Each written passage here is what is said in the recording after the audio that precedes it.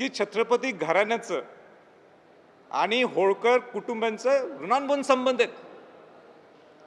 राजश्री छत्रपती शाहू महाराज आणि तुकोरीजी महाराज तर मित्र होतेच, पण त्याच्या पुढचा टप्पा मला सांगायचा आहे की राजश्री छत्रपती शाहू महाराजांच्या जनक बहीण चंद्रप्रभा घाडगे यांचा विवाह तुकोजीराव होळकर महाराजांचे चिरंजीव यशवंतराव होळकरशी केला.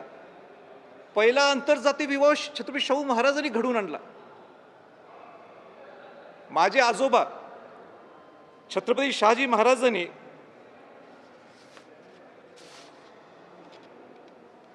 आत्ताचे जे वंशज आहेत भूषण होळकरांचे आजोबा श्रीमंत शिवनारायणराव होळकर यांचं लग्न जुन्या राजवाड्यात स्वतः शहाजी महाराजांनी घडवून आणलं. शक्यतो राजवाड्यात कुठल्याही घराण्याचं लग्न सोडून दुसऱ्या कोणाचं लग्न होत नाही, पण या भूषण होळकरांच्या आजोबांचं शिवनारायणराव होळकरांचं लग्न तिथं घडून आणलं.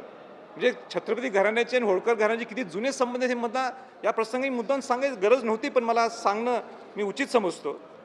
त्याच्या पलीकडे जाऊन सांगायचं आहे की धनगर समाज हा इतका विश्वासू आहे, हे बोलणं उचित मी समजत नाही, पण सांगावं लागतं मला की मला आयुष्यभर ज्यांनी मला सांभाळलं किंवा मला जेवण दिलं नवीन राजवाड्यात, तो जो मेन कुक आहे तो धनगर समाजाचा आहे.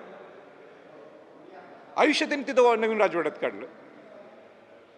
माझा सेवक जो माझा चालक आहे तो इतका विश्वासू आहे, तो धनगर समाजाचा. आज मी शहाजीराजेंना आमच्या चिरंजीवनं तोच ड्रायव्हर दिलेला आहे.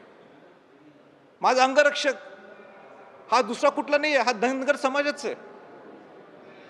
म्हणजे हिचं कुठे जातीचा विषयच नाही, विषय ते डायव्हर्ट करायला लागलेत. आपल्याला वाघ्या कुत्र्याचं स्थलांतर करू शकतो आपण.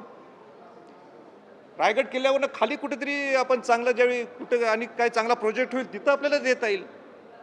आणि म्हणून विषय वेगवेगळा न्यायचा हा मला मनापासून मला ते खंत वाटते.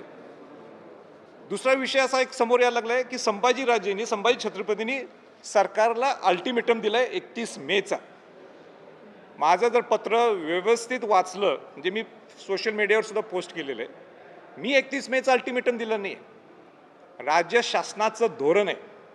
राज्य शासनाचं धोरण काय सांगते? राज्य शासनाचं धोरण हे सांगते की 31 मे पर्यंत की गडकोट किल्ल्यात जे अतिक्रमण आहे ते अतिक्रमण काढायला पाहिजे, काढून टाकावं असं तिने आदेश दिलेला आहे. आता जर राज्य शासनानेच हे आदेश काढलेले, मी सरकारला विनंती केली, मग ज्या वाघ्या कुत्र्याचा 1% सुद्धा एव्हिडन्स नाही आहे, कुठल्या सगळ्या इतिहासकारांचं एकच मत आहे, कोणी काय तुम्ही इतिहासकारांचं नाव सांगा. बाबासाहेब पुरंदरेंपासून इंद्रजित सावंत असतील, जयसिंगराव पवार सर असतील, भेंदळे असतील, किंबहुना सगळेजण असतील, आणि अनेक इतिहासकार आहेत मोठे मोठे, हे 4 लोकांची नावं घेतली, कोणी म्हणणार नाही. डाव्या उजव्या आणि सेंटर विचाराचे सगळे इतिहासकार. आणि म्हणून मी सरकारने 31 मे दिले, म्हणून मी सरकारला कोट करून म्हटलंय की तुम्ही म्हटल्यामुळे तुम्ही हे काढावे, आम्ही अशी विनंती तुम्हाला करीत आहोत.